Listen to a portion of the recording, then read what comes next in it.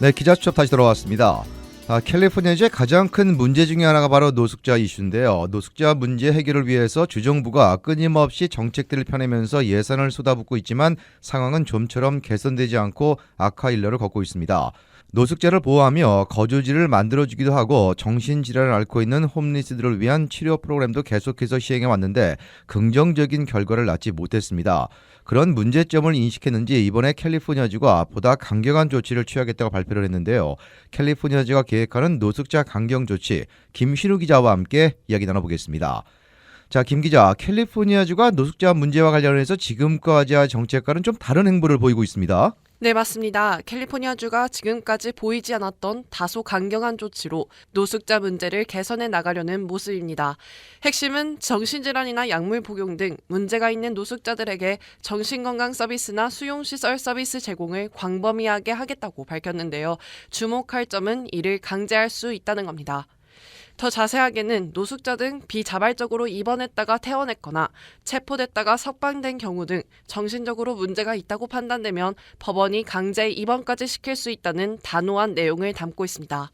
개빈 뉴섬 캘리포니아주 지사는 케어 코트라 불리는 이 법안이 캘리포니아주가 겪고 있는 가장 큰 문제를 해결하기 위한 주정부의 노력의 일환으로 노숙자 정신건강 치료를 강화하기 위한 것이라고 취지를 밝혔습니다. 이 케어 코트는 C 커뮤니티, A 어시스턴트 지원, R은 리커버리로 회복을 의미하고 마지막 E는 엠파워먼트 코트, 법안 권한이 네 글자의 약자입니다. 자, 정신질환을 앓고 있는 노숙자 문제를 해결하기 위해서 법원 명령을 통해 강압적이라도 치료를 받게 하겠다는 건데 구체적인 내용은 어떤 게 있습니까? 네, 이 법안은 핵심이 법원이 약물치료, 입원 등을 명령할 수 있다는 겁니다. 노숙자가 아니어도 체포됐다가 석방되는 사람 중에서도 정신적으로 문제가 있을 경우 치료 대상자에 포함됩니다. 가족이나 주치의, 응급의료요원, 정신건강 상담사 등이 법원의 대상자에 대한 강제 치료 요구도 가능하게 됐습니다. 자, 김 기자, 그런데 사실 지금까지 문제였던 것이 노숙자들을 위한 프로그램 마련에도 불구하고 각종 룰과 규제 때문에 혜택을 받는 것 자체를 거부하는 노숙자들이 많았다는 건데 아무리 법원 명령으로 강제한다 하더라도 이런 문제점들이 계속 발생할 수 있는 거 아닐까요? 네, 그래서 이번에는 만약 법원 명령에 따르지 않고 치료를 거부할 경우 형사처벌도 가능하게 할 것이라는 지침입니다. 또 12개월 동안 법원 명령에 따른 강제 치료가 가능하고 판사가 승인할 경우 12개월 추가 연장 조치도 할 수 있습니다. 이를 위해 캘리포니아주 내 58개 카운티가 민사법원에 정신건강 전담 부서를 마련해야 한다고 밝혔습니다. 만약 각 카운티가 정신건강 전담 부서를 설치하지 않는 등 이를 따르지 않을 경우 카운티 정부에서도 제재를 가하겠다는 설명입니다. 네, 캘리포니아주가 노숙자들에 대한 태도를 강경하게 바꿨는데 이처럼 강경하게 바꾼 이유 뭐였습니까? 네, 예산 문제가 항상 논란거리이기도 했는데요. LA시만 놓고 봤을 때도 어마어마한 금액이 투입되고 있습니다. 지난달 LA시 집계에 따르면 LA시가 노숙자 한 명에게 하우징을 제공하기 위한 공사 비용으로 83만 7천 달러까지 투입되는 것으로 나타났습니다. 론 갈프린 LA시 회계감사관에 따르면 노숙자 하우징의 14%가 한 유닛당 70만 달러 이상이 투입되고 있고 특정 프로젝트의 경우 유닛당 83만 7천 달러의 공사 비용이 드는 것으로 나타났습니다. 지난 2016년 유권자들이 노숙자들에게 주거지를 제공하는 프로그램 프로포지션 트리플 H를 승인한 이후 약 1,200유닛이 제공되고 있지만 그 수는 턱없이 부족하다는 지적입니다.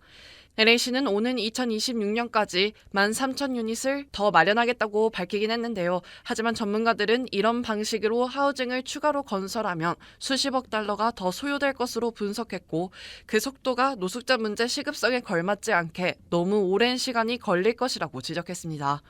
또 노숙자 문제, 말할 것도 없이 날로 심각해지고 있습니다. 돈을 넘어서 정신건강에 문제가 있는 노숙자들이 많다 보니 범죄율도 증가하고 환경 문제도 악화되고 있습니다. 예산은 물 쓰듯 쏟아내고 있는데 실제로 이러한 노숙자 프로그램을 이용하는 홈리스들은 얼마 안 됩니다. 하우징을 제공해도 음주나 약물 복용 금지 등의 규제를 거부하며 입주를 하지 않는 노숙자들도 많다고 합니다. 개빈 뉴섬 캘리포니아 주지사도 케어 코트 법안을 제안하면서 정신질환을 앓는 노숙자들이 주민들을 공격하는 사례가 끊임없이 보고되고 있다며 이제는 시민의 안전과 권리를 논할 때라고 강조했습니다.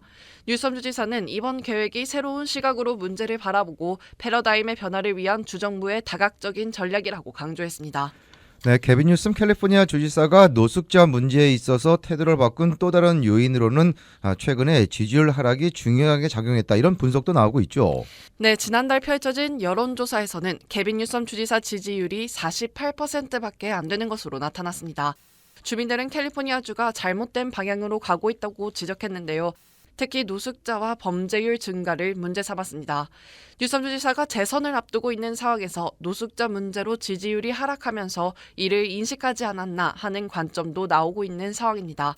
뉴섬 주지사는 근본적으로 망가진 제도를 개혁하기보다는 새로운 접근법을 시도하겠다고 밝히며 과거에는 볼 수 없었던 방식으로 서비스를 제공하겠다고 전했습니다. 그러니까 노숙자 옹호적인 정책에서 벗어나 이제는 다소 강압적으로라도 사태를 개선해 나가겠다는 입장을 보이고 있다고 볼 수 있겠습니다. 자, 하지만 이 같은 강압적인 정책 때문에 일부 주민들 사이에서는 반대의 목소리도 나올 텐데 이런 분위기는 어떻습니까? 맞습니다. 일각에서는 법안에 논란이 많다고 지적하고 인간의 권리가 부당하게 박탈당할 수 있다는 점을 우려하는 목소리도 나오고 있습니다. 정신질환, 약물 중독 등을 법원의 명령으로 대처한다는 것은 지나친 사생활 침해라며 반박했습니다. 하지만 주정부는 해당 법안이 노숙자와 같은 사람의 생명을 살리고 노숙자 등 취약계층 보호를 목표로 하고 있다며 나아가 일반 주민들을 보호하는 조치라고 강조했습니다. 아울러 개빈 뉴섬 캘리포니아 주지사는 노숙자 케어 코트 법안은 오는 6월까지 입법부 승인을 받으면 내년 1월부터 시행을 목표로 하고 있다고 전했습니다. 네, 그동안의 노숙자 정책으로 봤을 때 단순히 예산을 쏟아붓는다고 해결되지 않았다는 것을 봐왔습니다. 따라서 근본적인 해결을 위해서 정책을 필 필요가 있고 또 정신질환을 앓고 있는 노숙자들의 갱생을 위해서 함께 치료도 병행하는 정책이 효과를 발휘할 수 있기를 기대해 보겠습니다. 네, 김신우 기자 수고했습니다.